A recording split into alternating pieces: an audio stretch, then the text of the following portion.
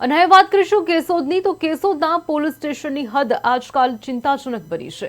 વરસાદ આવે તો દરેક રૂમમાં પાણી ટપકે છે અને અધિકારીઓને ખુદ પોતાની સુરક્ષા માટે ચિંતા કરવી પડે છે।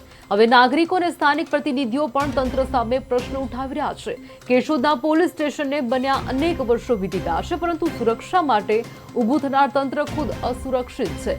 લાઇટના જર્જરિત કનેક્શને શોર્ટ સર્કિટનો ખતરો ઊભો કર્યો છે। પોલીસ અધિકારીઓના ચેમ્બરમાં પણ ટપકાનો શોર સતત ચાલી રહ્યો છે। હાલત તો એવી છે કે અધિકારીઓ હેલ્મેટ પહેરીને બેઠા હોય તો નવાય નહીં, રેકોર્ડ કઈ રીતે સાચવશે એ જ મોટી મૂંઝવણ બની છે। આજે તાલુકા પંચાયતના વિરોધ પક્ષના પ્રતિનિધિએ પણ કેશોદ પોલીસ સ્ટેશનના નવીનીકરણની તાત્કાલિક માંગ કરી છે। હવે જો તંત્ર સમય રહેતા પગલાં નહીં ભરે તો ભવિષ્યમાં કોઈ ગંભીર ઘટના બની શકે છે।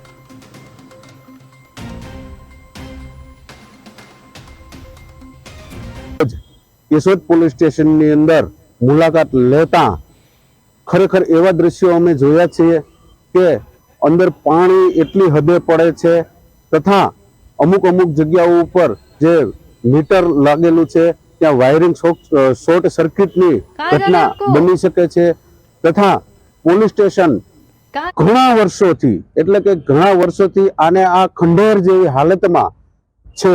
આનું કોઈને કોઈ નિરાકરણ આવતું નથી। અહીંના અધિકારીઓની કામગીરી ખૂબ જ સારામાં સારી છે, પરંતુ એ લોકોને પણ હવે એ લોકોનો પ્રશ્ન એક જ છે કે એ કરે તો શું કરે। આમાં એમને કામગીરી કરવી છે, પરંતુ એમના રેકર્ડો ફેરવવામાંથી જ નવરાશ નથી મળતી। કારણ છે કે અહીંયા મૂકે તો બીજી જગ્યાએ પાણી પડે, ત્યાં મૂકે તો ત્યાં પાણી પડે। આવનારા સમયની અંદર કોઈને કોઈ રેકોર્ડ કાઢવો હશે તો કરશે શું? આના વિશે સરકારને ખરેખર જાગૃત થવાની જરૂર છે।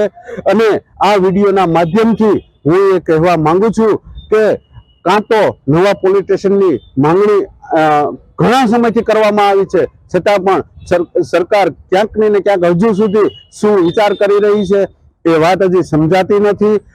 આનું શું કઈ જગ્યાએ શું કારણ છે પોલીસ સ્ટેશન બનાવવાનું કે ભાઈ નથી તમે બનાવતા, એનું કારણ શું છે કે તમારે બનાવી આપવાનું છે કે નથી બનાવી આપવાનું? જે અધિકારીઓ કામ કરે છે, જેને કરવું છે, સારી રીતે અહીંયા કામ થાય છે અને તમે ક્યાંય ને ક્યાંય અટવાણા હોય તો પોલીસની કામગીરી ખૂબ જ સરાહનીય છે, હું ફરી પાછો કહું છું, પરંતુ એમને જે રેકોર્ડો જે છે એ સાચવવા માટે તેમજ એમને કામ કરવા માટે યોગ્ય જગ્યા નથી।